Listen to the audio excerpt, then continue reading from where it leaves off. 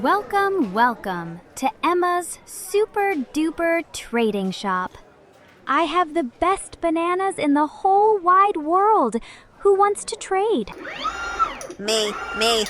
I will trade you one slightly used extra shiny bolt for 1, 2, 3 of your bananas. This bolt is top quality. Guaranteed not to be rusty. I don't really need a bolt, Ziggy. I want Lily's fluffy toy sheep. Hey, Lily, want to trade your sheep for 3 yummy bananas? No thanks on the bananas, Emma. I'd trade my sheep for a shiny red ball, though. What's that? You don't want bananas? You want a shiny red ball? Oh boy, this is harder than I thought. My bananas are getting all squishy. My, what seems to be the trouble at this very busy trading shop, Emma? Dr. Owl, it's so confusing. I have all these bananas, but Ziggy only has a bolt, and Lily wants a ball, and I just want her toy sheep. How does anyone ever get anything they want? That is a spectacular question, Emma. It's such an important question that long ago, people invented a special tool to solve that exact problem. That tool is money. And your question is the perfect way to kick off our mini-series, Money, Market, and Me. We'll explore why we need money right after this. Hoot hoot. Hello, curious minds. You're listening to STEM with Dr. Owl, where big questions turn into fun adventures. Hi, I'm Emma, always full of questions and ready to explore. Ziggy here.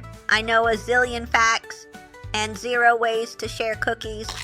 If you like our show, please share with a friend, a teacher, or your whole class. Oh, your neighbor's cat.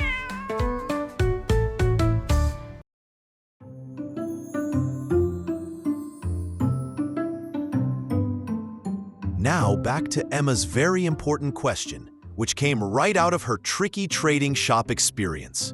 How does anyone get what they want when trading is so hard? Well, a long time ago, the whole world was like your trading shop. People didn't have money, so they had to trade things directly. This is called barter. Can you say that with me? Barter. Barter! That's what I was doing. I was trying to barter my bananas for a sheep. Exactly. But you ran into the biggest problem with bartering. It's hard to find someone who has exactly what you want and wants exactly what you have.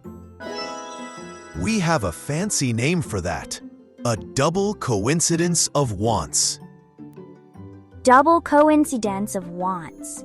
That's a big one. It means both people have to want what the other has at the exact same time. Like if Lily wanted my bananas for her sheep? Precisely. And there's another problem. What if you have one big pumpkin, but you only need a tiny bit of salt? How do you trade part of a pumpkin without making a big mess? Easy, you use my new invention, the zigzag pumpkin slicer. It makes 1,000 tiny pumpkin cubes. Problem solved, Dr. Owl. Ta-da! Ho ho! Wow, that's a very enthusiastic solution, Ziggy. It's not always practical. So, explorers, bartering had 2 big problems: finding that double coincidence of wants and figuring out how to divide things up fairly. So that's where money comes in to save the day. That's right. People needed something that everyone agreed had value, something they could trade for anything else. This special something became money. And that brings me to a fun challenge for you, Emma and all our explorers at home. True or false? The very first forms of money were shiny gold and silver coins. Ooh, I think... True? Coins seem like what money should be. That's a great guess. And it's what a lot of people think. But the answer is false. False? No way. Long before people made coins, the very first forms of money were actually things found in nature. People used things like pretty shells, special beads, or even large stones. And get this, explorers, they even used salt. Here's a fun fact. Roman soldiers were sometimes paid for their work in salt because it was so valuable for keeping food fresh. The word we use today, salary, which is the money you get from a job, comes from the Latin word for salt, sal. Whoa! So when grown-ups talk about their salary, they're really talking about salt. But Dr. Owl, why don't we still use shells or salt as money? It would be cool to pay for candy with a pretty shell. It would be cool, but there were some problems. What if your shell was bigger than my shell? Is it worth more? And carrying around a big bag of salt can get pretty heavy and messy. People needed something that was easier to carry and where every piece was worth the same. Beep boop. So they needed money that was less crumbly. Exactly, Ziggy. So people discovered that metals like gold and silver were perfect. They were rare. They didn't crumble or rot, and you could melt them down and make them into coins of the same size and weight. And so, the first coins were born. Wow! So everyone knew that a small gold coin was worth the same as another small gold coin. Precisely. It made trading much fairer. But then, a new problem came along. What if you were very rich and had to buy something very expensive, like a house? You'd have to carry a giant, heavy chest full of gold coins. Beep boop strain must invent anti-gravity money mobile, or a better way. Ho ho. People thought the same thing, Ziggy, so they came up with a brilliant idea. They would leave their heavy gold coins in a very safe place, like an early bank, and the banker would give them a piece of paper, like a receipt, that said, Emma has 10 gold coins stored here. Ooh! So the paper was like a promise note. It was. And soon, people realized they didn't have to go get the gold every time. They could just trade the paper promise notes instead. It was much lighter and easier. That was the beginning of paper money. So the paper wasn't the treasure. It was like a treasure map that showed you where the gold was. What a perfect way to put it, Emma.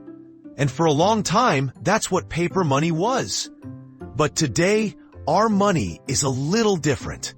A dollar bill isn't a map to a piece of gold anymore. It's a promise from our whole country and our government that this piece of paper has value and that we can all trust it to trade for the things we need. Wow! So it all comes down to trust. It does.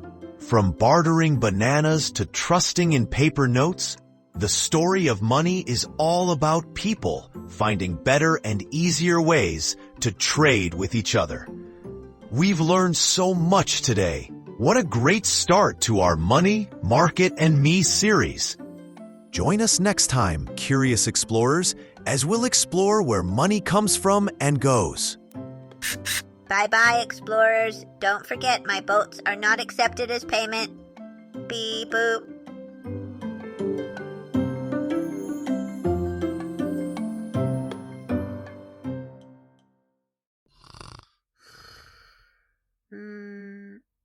Yes. A swimming pool full of premium motor oil and a mountain of spare bolts. I'm the richest robot in the world. What's he dreaming about? It seems Ziggy's idea of treasure is a bit different from ours. Shh, let him enjoy his oily riches. That was so much fun, Dr. Owl. I hope all our explorers had a great time too. Hoot hoot! We loved having you with us. If you don't want to miss our next adventure, follow us on your favorite podcast platform. And if you know a friend who loves exploring too, share our podcast with them. If you have a question or a topic you want to learn more about, leave us a comment. See you next time.